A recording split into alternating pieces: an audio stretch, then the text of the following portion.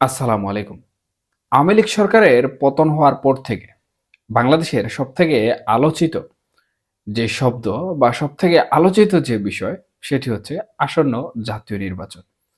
আমরা দেখতে পাচ্ছি বিগত দিনগুলো থেকে অর্থাৎ ৫ই আগস্ট ২০২৪ সন থেকে এই একটি বিষয় কিন্তু সাধারণত প্রত্যেকটি রাজনৈতিক দলের মধ্যে বিভিন্ন সময়ে বিভিন্ন মতপার্থক্যের জন্ম দিয়েছে। আবার এই নির্বাচনকে কেন্দ্র করে কিন্তু বিভিন্ন রাজনৈতিক দল বিভিন্ন ধরনের কর্মসূচি বা কর্মযজ্ঞ পালন করছে। এছাড়াও বর্তমানে যেহেতু অনলাইনে সবকিছু আমরা বিশেষত লক্ষ্য করছি, সেই হিসাবে অনলাইনে যে জনমত জরিপগুলো করা হচ্ছে কিংবা ভোটের বিষয়ে যে সকল জরিপগুলো অনলাইনে সংগঠিত হচ্ছে, সাধারণত সামাজিক যোগাযোগ মাধ্যমগুলোতে এবং ইউটিউব প্ল্যাটফর্মে যারা বিভিন্ন বিষয়ে অ্যাক্টিভিস্ট, বিভিন্ন বিষয়ে বিভিন্ন প্রেক্ষাপটে বিভিন্ন সময়ে আলোচনা করে থাকেন, বিভিন্ন বিশ্লেষণ করে থাকেন। তারা কিন্তু প্রতিনিয়ত বাংলাদেশের বর্তমান পরিস্থিতিতে এই নির্বাচনকে ঘিরে নানা ধরনের জনমত জরিপ কিন্তু চালিয়ে যাচ্ছেন। তবে দুঃখের বিষয় হচ্ছে সেই জনমত জরিপগুলোতে আওয়ামী লীগের অবস্থান যেমন তেমন হোক না কেন, বিএনপির অবস্থান কিন্তু প্রকৃতপক্ষে খুবই নিরীহ। এখানে নিরীহ বলার পেছনে যে কারণটি রয়েছে সেটি হচ্ছে বিগত ১৫ বছর যখন আওয়ামী লীগ শাসনামল ছিল বা শেখ হাসিনা সরকার পরিচালনা করছিলেন, তখন বিএনপি বিভিন্নভাবে রাজনৈতিকভাবে দমন, নিপীড়ন, নির্যাতনের শিকার হয়েছে। সেটা হতে পারে এলাকাভিত্তিক কোনো রাজনৈতিক আওয়ামী লীগ ক্ষমতাসীন নেতা দ্বারা অথবা প্রশাসনিক কোনো প্রকার জটিলতা দ্বারা। তবে তারা বিভিন্ন সময় কিন্তু নির্বাচন বয়কট করেছে এবং অবাধ ও সুষ্ঠু নির্বাচনের দাবি সবসময়ই তারা তুলেছিল। তবে প্রকৃতপক্ষে আওয়ামী লীগ সরকার সর্বশেষ যে নির্বাচনটি করেছে সেই নির্বাচনে তারা নিজেই কিন্তু ডামি প্রার্থী দাঁড় করিয়েছে এবং সেই নির্বাচনে অংশগ্রহণ করেছে। এটি হয়তোবা আওয়ামী লীগের অভ্যন্তরীণ একটি রাজনৈতিক ব্যর্থতা হিসাবে আমি মনে করি। যাই হোক, কথা ওইদিকে না বাড়িয়ে যে বিষয়টি নিয়ে কথা বলছি সেটি হচ্ছে বিএনপির জনপ্রিয়তা এত কম কেন? বা বিএনপির জনপ্রিয়তা প্রকৃতপক্ষে কি হারিয়ে যাচ্ছে কিনা? দেখুন, এখানে দুটি বিষয় কাজ করছে। প্রথমটি হচ্ছে সাধারণত এই সকল জরিপ অনলাইনে হচ্ছে। এখন অনলাইনে জরিপগুলো হওয়ার কারণে প্রকৃতপক্ষে বিএনপি কিন্তু বিগত আওয়ামী লীগের শাসনামল সমূহে অনলাইনে ব্যাপক সরবর ছিল এবং অনলাইনের মাধ্যমে কিন্তু তাদের নেতাকর্মীদের সাথে তারা যোগসূত্র করেছে। অনলাইনে বিভিন্ন ধরনের প্ল্যাটফর্মে তারা আওয়ামী লীগের নানা বিষয়ে কিন্তু সমালোচনা করেছে। একইভাবে বিভিন্ন ধরনের মামলা, নির্যাতন, নিপীড়নও কিন্তু তারা সামাজিক যোগাযোগ মাধ্যমগুলোতে অনলাইনে অ্যাক্টিভ থেকে প্রচার করেছে। কিন্তু বর্তমানে হয়তোবা বিএনপি মনে করছে যে আমাদের এই মুহূর্তে অনলাইনে থাকার কোনো প্রয়োজন নেই। কারণ এখন আওয়ামী লীগের সরকার নেই। এখন আমাদের জেল, জুলুম, নির্যাতন অর্থাৎ রাজনীতি করার যে স্বাধীনতা তাদের প্রয়োজন, সেই স্বাধীনতা এখন তারা পেয়ে গিয়েছে। সেই হিসাবে অনলাইনে যে জরিপগুলো হচ্ছে সেই জরিপগুলোতে তারা হয়তোবা তাদের নেতাকর্মীকে কোনোভাবে অ্যাক্টিভ করছে না। যার ফলশ্রুতিতে জরিপসমূহে আমরা দেখতে পাচ্ছি যে বিএনপি সচরাচর ৩য় অবস্থানে চলে যাচ্ছে। অপরদিকে জামাত যে বিষয়টি করছে সেটি হচ্ছে প্রথম থেকেই জামাতে ইসলাম অনলাইনে খুবই অ্যাক্টিভ এবং বর্তমানেও তারা অনলাইন, অফলাইন উভয় দিকেই অ্যাক্টিভ। তবে মাঠ পর্যায়ে তাদের যে জনসমর্থন সেটি বিশেষ কিছু কারণে এখনো পরিপূর্ণ হয়ে উঠতে পারেনি। তবে যেহেতু তারা প্রকৃতপক্ষে চাচ্ছে এবার এককভাবে নির্বাচন করতে এবং তারা মনে করছে যে এবার হয়তোবা জামাতের একটি ট্রাম্প কার্ড এবং এই ট্রাম্প কার্ডকে কাজে লাগিয়ে জামাত সরকার গঠন করবে। সেই হিসেবে তারা অনলাইন, অফলাইন উভয় ক্ষেত্রেই কিন্তু এই জনমত সংগ্রহের জন্য কাজ করছে। যার ফলশ্রুতিতে জামাতে ইসলাম কিন্তু জনমত জরিপে ২য় অবস্থানে রয়েছে।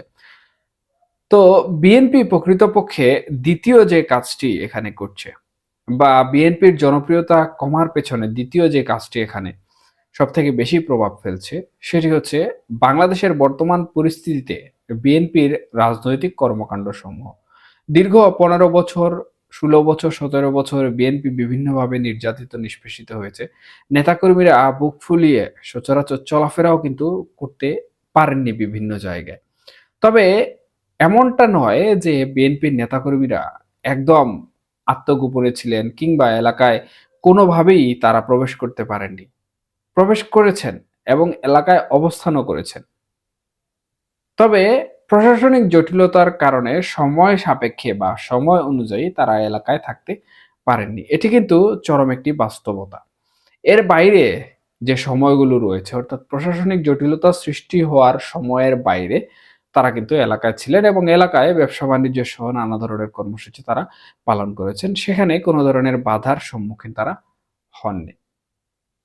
তো এখন বর্তমানে যে বিষয়টি আসলে বিএনপি করছে সেটি হচ্ছে তারা বুক ফুলিয়ে রাজনীতি করার একটি সময় পেয়েছে। যার ফলশ্রুতিতে ব্যবসা-বাণিজ্য থেকে শুরু করে সকল বিষয়ে তারা হস্তক্ষেপ করছে। এবং ৫ই আগস্টের পরবর্তী সময়ে আমরা দেখেছি বিএনপির বিরুদ্ধে নানা ধরনের অভিযোগ, অনিয়ম, দুর্নীতি, চাঁদাবাজি ইত্যাদি, ইত্যাদি বিষয়ে কিন্তু জনগণ বিভিন্নভাবে ক্ষোভ প্রকাশ করছে।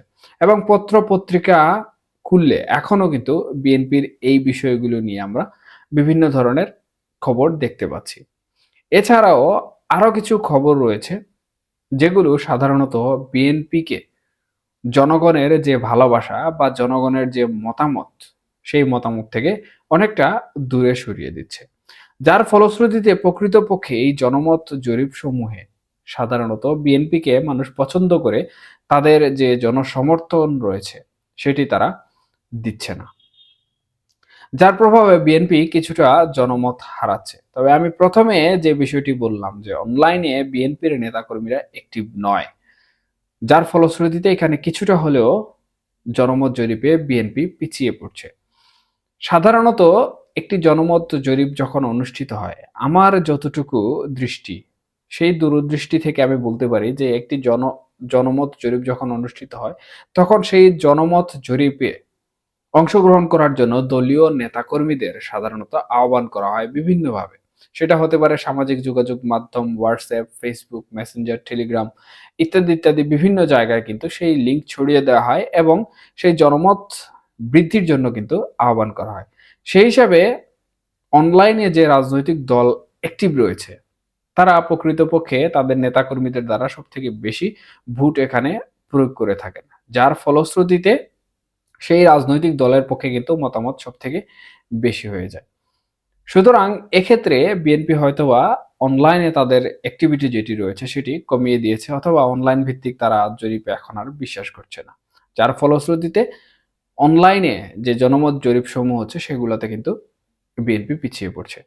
এদিকে জামাতে ইসলাম নিয়ে যেটি বললাম এটিও কিন্তু সম্পূর্ণরূপে আমার একান্ত বিশ্লেষণ এবং অনলাইন অফলাইন উভয় দিকেই কিন্তু জামাত সুন্দরভাবে বিচরণ করছে এবং চেষ্টা করে যাচ্ছে প্রকৃতপক্ষে তারা জাতীয় নির্বাচনে অংশগ্রহণ করে এবার যেন তাদের ট্রাম্প কার্ডটি কাজে লাগাতে পারে।